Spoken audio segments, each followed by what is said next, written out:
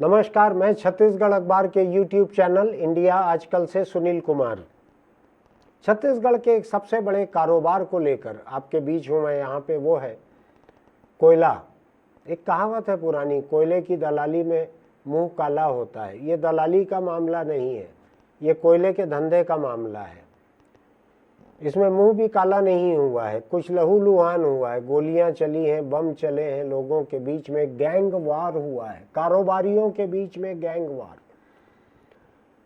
आमतौर पर 2 नंबर के धंधे को लेकर, जुर्म को लेकर ही गैंग वार होता है। आप इस बात को समझिए। मुंबई में कपड़े की दुकान से कपड़ा बेचने वाले 2 व्यापारियों के बीच गैंग वार नहीं होता। स्मगलिंग का सोना बेचने वालों के बीच, अवैध कब्जा करने वालों के बीच, अवैध निर्माण करने वालों के बीच, ऐसे लोगों के बीच ही गैंग वार होता है। तो अभी हुआ यह है कि छत्तीसगढ़ का रायगढ़ का इलाका, वहाँ पे 2 कारोबारी बसे हुए हैं। रायगढ़ बड़ी उद्योग नगरी है, कारोबारी बहुत है वहाँ पे।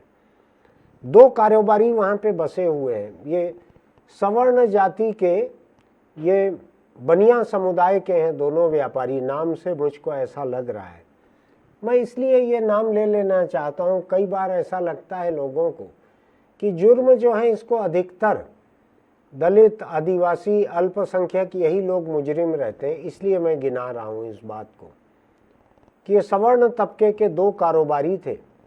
रायगढ़ से लगा हुआ इलाका है उड़ीसा का। उड़ीसा के सुंदरगढ़ जिले में एक कोल वाशरी थी। इन्हीं लोगों का झगड़ा था उसको लेकर। उस कोल वाशरी पे कब्जे के लिए झगड़ा हुआ, जिसमें रायगढ़ के इन दोनों कारोबारियों के गिरोह वहां पहुंचे। आपस में बम फेंके गए, आपस में बम फेंके गए। खबरें बताती हैं कि सैकड़ों राउंड गोलियां चली। मुझको नहीं मालूम सैकड़ों चली है कि नहीं, खबरें ऐसी ही है। कोलवाशरी पे कब्जा करने के लिए गए थे लोग, दोनों तरफ से 100-100, 200-200 लोग पहुंच गए। गैंग वार हुआ पूरा उड़ीसा में। वहां जुर्म दर्ज हुआ है उड़ीसा पुलिस में। वहां के जिले का नाम सुंदरगढ़ है। सुंदरगढ़ जिले में जुर्म दर्ज हुआ है। कारोबारी छत्तीसगढ़ के रायगढ़ के हैं, धंधा कोलवाशरी का है। आपको अगर ध्यान होगा तो छत्तीसगढ़ का इलाका जो है ये भी खूब कोयला पैदा करने वाला इलाका है। आपके जानकारी के लिए बतलाऊं कि छत्तीसगढ़ का अकेला कोरबा जिला ऐसा है, एक जिला जो हिंदुस्तान में सबसे अधिक कोयला पैदा करने वाला जिला है। और अगर मुझको आंकड़े ठीक से याद हैं, अकेले कोरबा जिले से हिंदुस्तान का 17% कोयला निकलता है। एक जिले से 17% कोयला निकलता है, कितनी बड़ी बात है। और भी जिले हैं हमारे यहाँ जिसमें कोयला निकलता है। इसीलिए यहाँ पे इतने पावर प्लांट हैं। इसीलिए आप पढ़ते होंगे खबर कि राखड़ बांध बनता है, राखड़ का ढेर रहता है, राख को खेतों में फेंक देते हैं, राख को सड़क किनारे डाल दिया जाता है। पढ़ते हैं ना आप, खबरें रोज आती हैं। राख का पहाड़ बहकर 50 एकड़ खेतों को पाट गया, बारिश हुई तो ये राख जो है ये पूरी की पूरी बिजली घर के कोयले के जलने से निकलती है। कुछ और कारखानों में भी, फौलाद कारखानों वगैरह से भी शायद निकलती होगी, मोटे तौर पे कोयले से। छत्तीसगढ़ जो है इसमें कोयला खूब बड़ा कारोबार है, खूब बड़ा कारोबार है। अगर आपको याद नहीं होगा तो मैं याद दिला दूं कि पिछली भूपेश बघेल की सरकार के समय खदान से कोयला निकालकर कारखानों तक ले जाने के लिए जो खनिज अनुमति लगती है, उस अनुमति को एक साजिश करके, एक गिरोहबंदी करके, जिसमें सत्ता के लोग शामिल थे, आईएएस अफसर शामिल थे, अभी जेल में पड़े हुए हैं। जहां मैं बोल रहा हूं यहाँ से आधा पौन किलोमीटर दूर ही आईएएस अफसर बैठे हुए हैं, सींचे लगी हुई कोठरी में बैठे हुए हैं आईएएस अफसर। कम से कम 2-3 तो मुझको याद पड़ रहे हैं। एक डिप्टी कलेक्टर, 2-3 आईएएस अफसर, कांग्रेस पार्टी के कुछ नेता, कई लोग पड़े हुए हैं वहाँ पे। कुछ आईएएस अफसर अभी बाहर भी हैं, लोगों का कहना ये भी शामिल थे। तो कोयले का धंधा ऐसा भयानक धंधा है। भूपेश बघेल की सरकार के वक्त कोयले से अवैध उगाही करने के लिए, जिसको कि इन्फोर्समेंट डायरेक्टर ईडी ने उसको कोल लेवी कहा। अब लेवी तो सरकारी लेवी होना चाहिए, ये तो पूरी तरह से उगाही और रंगदारी थी। जो आपको याद है ना, एक नाम बार बार आता है, सूर्यकांत तिवारी का बार बार आता है इसी कोयले के मामले में। सैकड़ों करोड़ रुपए की उगाही का केस ईडी चला रही है, लेकिन जानकारों का कहना है, जो कारखानेदार हैं, जो कोयले का ट्रांसपोर्ट करते हैं, जिनकी कोल वाशरी है, उनका कहना है हजारों करोड़ रुपए का था ये कोयला उगाही, कोयले पे रंगदारी टैक्स लेना, जो सत्ता के संरक्षण में, सत्ता की मेहरबानी से लिया जा रहा था। पता नहीं आपको मालूम है कि नहीं ये सूर्यकांत तिवारी कौन था। एक रानू साहू नाम की महिला आईएएस अफसर है, वो भी जेल में है। एक और आईएएस है समीर बिश्नोई, जिसके रहते हुए ये पूरी साजिश तैयार हुई थी कि कैसे जिस ऑनलाइन कोयला परमिशन को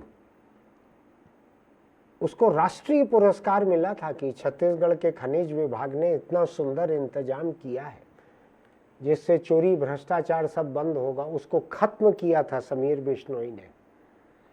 और उसको खत्म करके ये किया था कि जब सूर्यकांत तिवारी के मवालियों को पैसा दे दिया जाएगा, कारखानेदार जब पैसा दे देंगे कि मान लीजिए 1 लाख टन कोयला उनको ले जाना है, तो 25 लाख रुपया जब दे दिया जाएगा सूर्यकांत तिवारी के मवालियों को, उस वक्त जिला खनिज अधिकारी उनको अनुमति देगा। ऐसा इंतजाम किया गया था ताकि ये उगाही हो सके, ये रंगदारी वसूल की जा सके। याद है आपको?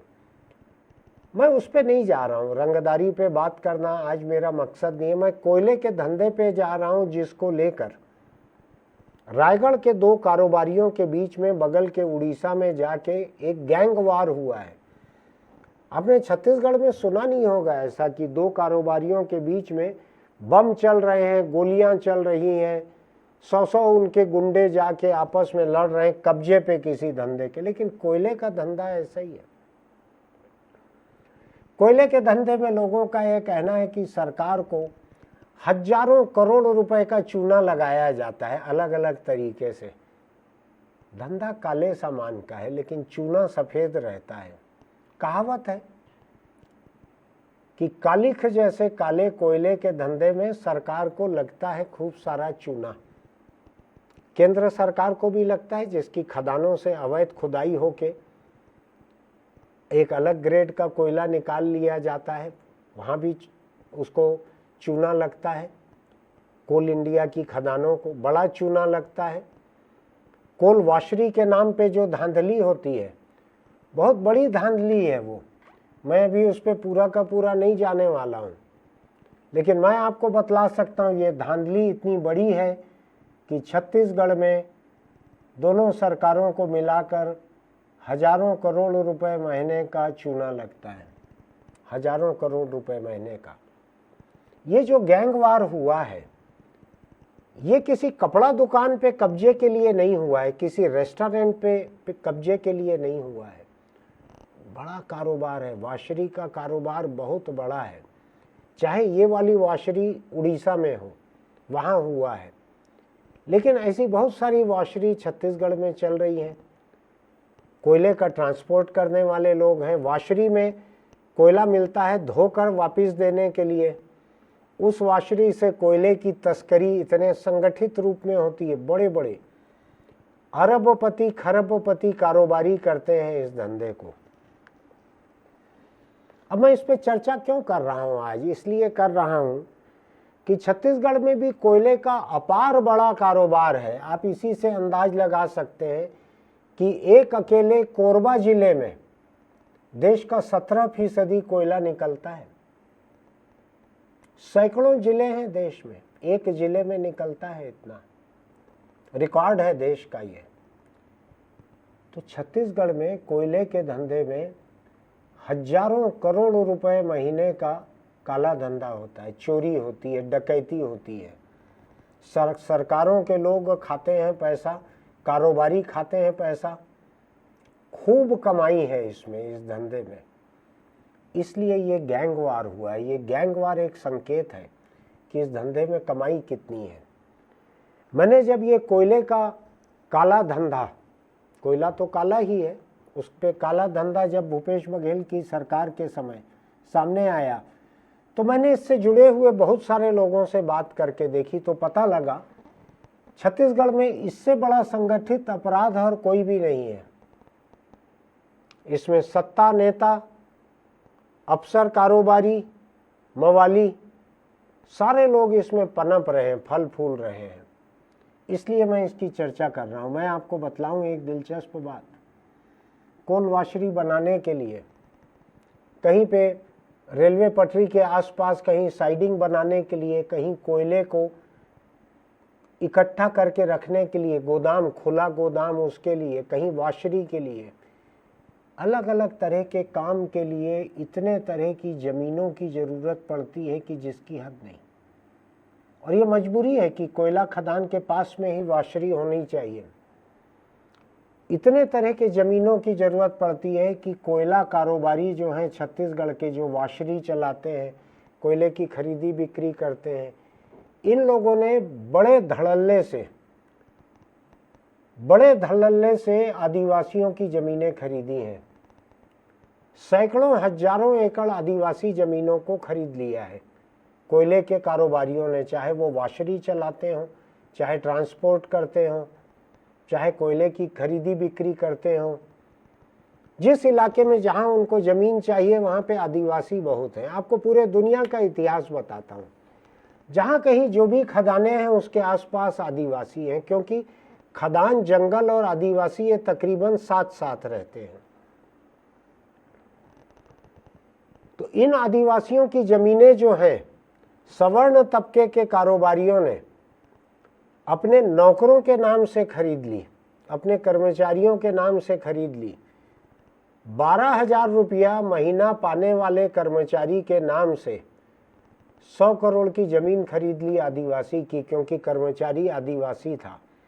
कानून के हिसाब से आदिवासी की ज़मीन को आदिवासी ही खरीद सकते हैं, या फिर एक लंबी प्रक्रिया रहती है, कलेक्टर के पास अर्जी देकर आदिवासी की ज़मीन से 5 गुना दूसरी ज़मीन का इंतजाम करके फिर कलेक्टर की इजाज़त मिलने पर वो खरीदी हो सकती है।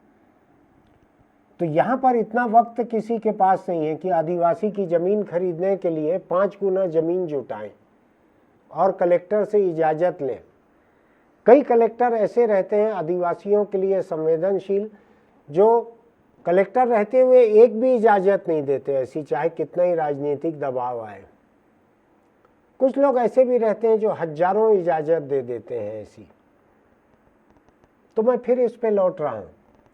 ये कारोबार इतना संगठित है, इतना बड़ा माफिया है, कोल माफिया है छत्तीसगढ़ में, जिसके गैंग जाकर उड़ीसा के कोल वाशरी में अभी गैंग वार करके आए हैं। ये इतना बड़ा माफिया है, इसके सवर्ण जाति के मालिकों ने अपने आदिवासी नौकरों के नाम पे दर्जनों करोड़ रुपया डाला और उनके नाम पे सैकड़ों एकड़ आदिवासी ज़मीनें खरीद ली हैं। सरकारों की जानकारी में है ये पूरा, ऐसा नहीं है कि जानकारी में नहीं है। कम से कम मेरे पास तो ऐसे कागजात पड़े हुए हैं जो बतलाते हैं कि सवर्ण मालिकों ने आदिवासी नौकरों के नाम पे, गरीब 12,000 की नौकरी कर रहे हैं, 12 करोड़ की, 20 करोड़ की ज़मीनें उनके नाम पे खरीद ली। सरकारें कर कुछ नहीं रही हैं। भूपेश बघेल की सरकार ने कुछ नहीं किया। ये रमन सिंह की सरकार के समय से भी यही चले आ रहा है, उन्होंने कुछ नहीं किया। आज की विष्णुदेव साय की आदिवासी मुख्यमंत्री हैं। इस सरकार को 6-7 महीने ही हुए हैं अभी आए हुए। तो मैं उम्मीद करता हूं कि वो रहते हुए, एक आदिवासी मुख्यमंत्री रहते हुए, आदिवासियों के नाम पे ये जो धांधली चल रही है, बड़े बड़े कॉलोनाइजर हैं, सवर्ण कॉलोनाइजर हैं प्रदेश के, वो आदिवासियों के नाम पे ज़मीन खरीद रहे हैं अपने आदिवासी कर्मचारी के नाम पे। उसको अपने नक्शे में दिखा रहे हैं, उनका नक्शा पास हो जा रहा है, इजाज़त मिल जा रही है, प्लॉट महंगे बेच दे रहे हैं। वो गरीब आदिवासी जिससे खरीदा गया है और गरीब कर्मचारी जो आदिवासी है जिसके नाम पे खरीदा गया है। मैं आपको बताऊं, बहुत से बड़े बड़े ऐसे और कारखाने भी हैं कोयला के अलावा, फौलाद वाले कारखाने, दूसरे कारखाने, बड़े बड़े समाज में जो जिनको कई अखबार प्रतिष्ठित लिखते हैं। मैं कहता हूं भाई बड़े कारोबारी लिखो, हम कौन होते हैं उनकी प्रतिष्ठा तय करने वाले? वो प्रतिष्ठित है कि नहीं, उनका कारोबार बड़ा दिखता है, बड़ा कारोबार लिखो। जैसे कि गुजर जाने वाले किसी को स्वर्गीय तय करने वाले हम कौन होते हैं कि उनको स्वर्ग में बंगला मिला होगा कि नर्क में LIG मिला होगा? तो ऐसा जो लोग प्रतिष्ठित लिखते हैं बड़े बड़े कारोबारियों को, उनकी ऐसे प्रतिष्ठित लोगों के कागजात मैंने देखे हुए हैं कि आदिवासी जमीन को अपने आदिवासी कर्मचारी के नाम पे खरीद कर और इन्होंने ऐसी जमीनों को अपने कारखाने की इजाजत के लिए लगा दिया है। ये जिस दिन ये पूरा भांडाफोड़ होकर ये कार्रवाई होगी, मैं बतलाता हूं आपको, छत्तीसगढ़ के आदिवासियों के खिलाफ किया गया सबसे बड़ा जुर्म उजागर होगा। और जो बड़े अरबपति प्रतिष्ठित जिनको लिखा जा रहा है अरबपति कारोबारी, ऐसे बहुत सारे कारोबारी जेल में होंगे। इनके कारोबार धंधे की, इनके खदान की, वाशरी की, इनके कारखानों की जमीनें जो हैं ये सरकार में जब्त हो जाएंगी। तो मैं आज रायगढ़ के इन कोल व्यापारियों के बीच के गैंगवार को लेकर, कोयले का धंधा ही ऐसा, इसमें गैंगवार नहीं होगा तो क्या होगा? अगर छत्तीसगढ़ में मान लीजिए रोज 100-200 किलो सोना स्मगलिंग का आके बिकता होगा, तो सोने के स्मगलर लोगों के बीच गैंगवार होगा। तो इस बात को समझ लीजिए कि ये कोयले का धंधा जो है ये केवल आधा दर्जन बड़े लोगों के जेल में रहने से बंद नहीं हो गया है, न पिछली कांग्रेस सरकार के वक्त शुरू हुआ था। कोयला व्यापारी, बड़े कारखानेदार इतने बड़े हैं, इतने ताकतवर हैं कि आदिवासियों की सैकड़ों हजारों एकड़ जमीन ये खरीद सकते हैं अपने नौकरों के नाम पर। सरकार चाहे तो हफ्ते भर के भीतर कई बड़े कारखानेदार जेल में रह सकते हैं। देखते हैं आगे क्या होता है। अगर आपको मेरी बातें ठीक लगती हैं तो आप हमारे इस YouTube चैनल इंडिया आजकल को सब्सक्राइब कीजिएगा, कोई फीस नहीं है, लाइक कीजिएगा, नोटिफिकेशन की बटन दबाइएगा, लिंक दूसरों को भी भेजिएगा कि ये कौन सा तरीका है ये आदिवासियों के हक ऐसे मारने का, उनके नाम पर जालसाजी करने का। सब कुछ मौजूद है, अकेले मेरे पास नहीं है, बहुत लोगों के पास मौजूद हैं। देखते हैं क्या कार्रवाई होती है। चलते चलते एक छोटी सी सलाह आपको यह है कि अगर आप बीड़ी, सिगरेट, गुटखा, तंबाकू खाते पीते हैं तो उसको छोड़ दीजिए। जितना आपको ये चीज़ें अच्छी लगती हैं उतना ही कैंसर को आपके सरीखे लोग अच्छे लगते हैं। वो कभी आपके मुंह में आके बस जाएगा, कभी गले की नली में बैठ जाएगा, कभी फेफड़ों में बैठ जाएगा। वहाँ से अपने स्मार्टफोन पे ऊपर एक भैंसे पे आता है एक आदमी, बड़ी बड़ी मूछ वाला, मुकुट लगा के, गदा लेके भैंसे पे आता है। उसको लाइव लोकेशन भेजता है कि यहाँ एकदम फिट केस है, आके ले जाओ इसको। तो वो आता है, लेके जाता है। मैंने बहुत सारी ऐसी तस्वीरें देखी हैं कि भैंसे वाले जो आते हैं हट्टे कट्टे व्यक्ति, वो पीछे घसीट के ले जाते हैं, रस्सी से बांध के लोगों को। पता नहीं है मुझको, मैंने देखा नहीं है, आप ज़्यादा जानते होंगे। सोच के देखिएगा, आपको घसीट के अगर ले जाएगा वो भैंसे के पीछे बांध के, तो कि आपको क्या लगेगा और घर वालों को क्या लगेगा। ज़्यादा अच्छा ये है कि तंबाकू छोड़ दीजिए, अपने घर को पकड़िए, अपने परिवार के साथ अच्छे से जिंदा रहिए, तंबाकू छोड़ दीजिए। फिर मिलेंगे।